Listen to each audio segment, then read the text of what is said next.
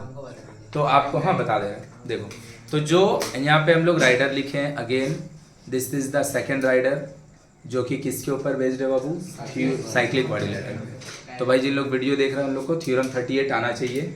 और हम लोग के लिए थ्योरम 38 क्या है भैया, किसी भी सर्कल का अगर अंदर कोई क्वाड्रिलेटरल बनाइएगा तो उसको आप साइक्लिक क्वाड्रिलेटरल बोलते हैं। और साइक्लिक क्वाड्रिलेटरल का ऑपोजिट दोनों एंगल का समेसन जो होता है 180 डिग्री होता है।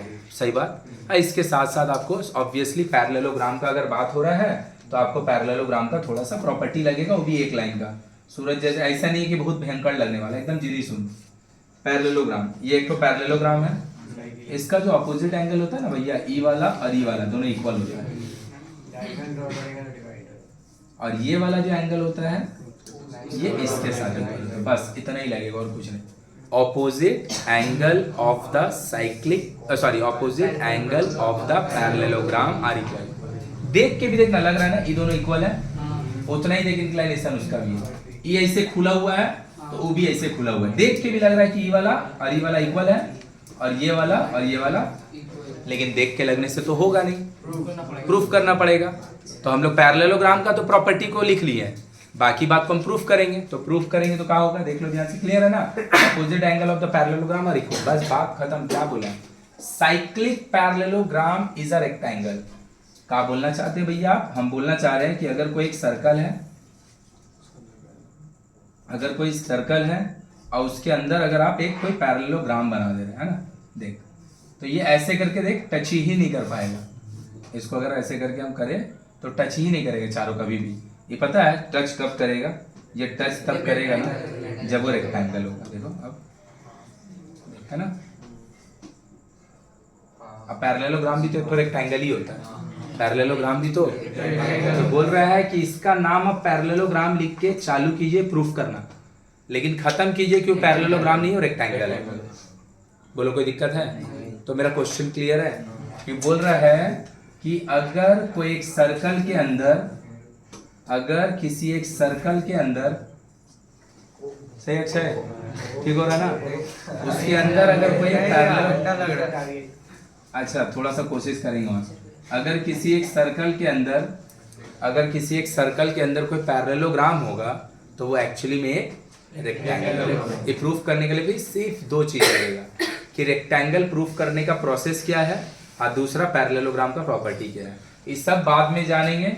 ये जो आपका नाम लिखा हुआ है कि अगर कोई साइक्लिक पैरेललोग्राम मतलब सर्कल के अंदर अगर पैरेललोग्राम होगा तो वो होगा क्या, तो इसका लिए आपको एक सर्कल तो बनाना पड़ेगा, उसका एक सेंटर तो लेना पड़ेगा और उसके अंदर एक पैरेललोग्राम। तो गिवन क्या लिख रहा है ध्यान से देखेगा, गलती लिखेंगे तो बोलेगा कि भैया अ सर्कल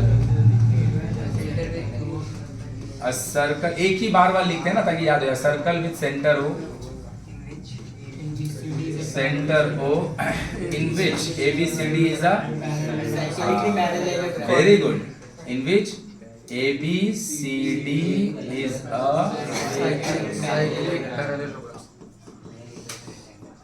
पैरेललोग्राम। रेक्टेंगल है ना लिखेगा, एकदम सही बोला कि भैया लिखने वाले थे रेक्टेंगल।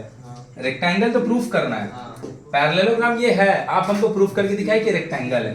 RTP ABCD जिसका नाम पैरेललोग्राम लिखे हैं, ABCD is a rectangle, ABCD is a सच बात बाबू, सच बात। अच्छा बात का है नो कंस्ट्रक्शन। तो खाली आपको एगो बात पता होना चाहिए कि रेक्टेंगल प्रूफ कैसे किया जाता है। रेक्टेंगल दो तरीके से प्रूफ किया जाता है कि इसका ऑपोजिट का ये दोनों साइड इक्वल है, ये दोनों साइड भी इक्वल है, ये दोनों आपस में लेंथ इक्वल है, ये दोनों आपस में ब्रेथ इक्वल है। कहीं से भी कोई भी काम करके आप क्या लेंथ माप पाइएगा। थ्योरम तो आपका चल रहा है theorem on angle of the circle, theorem on angle में आप लेंथ कहाँ से माप दीजिएगा कि AB और CD दोनों इक्वल है और AD और BC भी दोनों, और वो प्रूफ करके भी आप क्या कर दिएगा, पहले तो आप लेंथ कहीं से निकाल नहीं पाइएगा, आप निकाल के भी क्या कीजिएगा, वो तो भैया स्क्वायर का भी ई दोनों इक्वल होता है, पैरेललोग्राम का खुद का भी ई दोनों इक्वल होता है। तो कैसे प्रूफ करेंगे, ध्यान से, all the angles are 90 degree. देख लो रेक्टेंगल का सारा एंगल 90, लेकिन पैरेललोग्राम का सारा एंगल 90, सब 90 है। नहीं, ऑपोजिट एंगल इक्वल होता है, 90 थोड़ी होता है, चुप हो जा।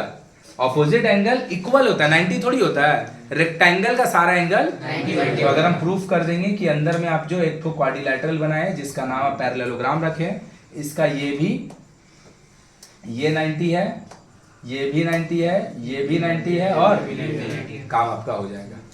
ये भी 90 हो जाएगा, ये भी 90 है, ये भी 90, ये भी 90, ये भी 90, सारा 90 अगर हम लिख देंगे मेरा काम। और देख ले कितना आसान है प्रूफ करना। क्लियर है कितना तक? प्रूफ लिख रहे हैं, ध्यान से देखेगा, ध्यान से देखेगा। क्या हम बोल सकते हैं ये दोनों भाई इक्वल है? क्यों? क्योंकि पैरेललोग्राम है, पैरेललोग्राम का ऑपोजिट एंगल सच बात है या ना? और ये दोनों का समेशन 180 होगा क्योंकि ये क्वाड्रिलैटरल है। कैसा क्वाड्रिलैटरल है? पैरेललोग्राम होने का वजह से ई दोनों इक्वल होगा, और साइक्लिक क्वाड्रिलैटरल होने का वजह से ई दोनों का समेशन 180 होगा। तो दो जन है, दोनों का सम 180 है, और दोनों अगर इक्वल होगा तो दोनों 90 नहीं होगा। तो साइक्लिक क्वाड्रिलैटरल का यूज करके क्या कर रहे हैं? दोनों का समेशन 180। आप पैरेललोग्राम का यूज करके क्या कर रहे हैं? ऑपोजिट एंगल जो होगा वो इक्वल होगा। मेरा बात समझ में आया? ये लिखे हम लोग क्या? ये दोनों लिख ले तो यहाँ तक इतना ही हटा देंगे जल्दी से। देखो इधर, रुक जाओ 1 मिनट, रुक जाओ 1 मिनट में प्रूफ लिख दे रहे हैं। फिर से देखो, देखो बाबू ध्यान से कैसे लिख रहे हैं, एकदम ध्यान से देखो, नो कंस्ट्रक्शन रिक्वायर्ड, चुप हो जाओ, देखो ध्यान से। क्या हम बोल सकते हैं? ये दोनों भाई मिलके angle B plus angle D equal to क्या रीजन देंगे? Opposite angle of cyclic quadrilateral और सप्लीमेंट्री। सप्लीमेंट्री बोलेंगे 180 नहीं बोलना पड़ेगा, सप्लीमेंट्री पूरा लिखेगा, सही है। और angle B is equal to angle D। क्यों?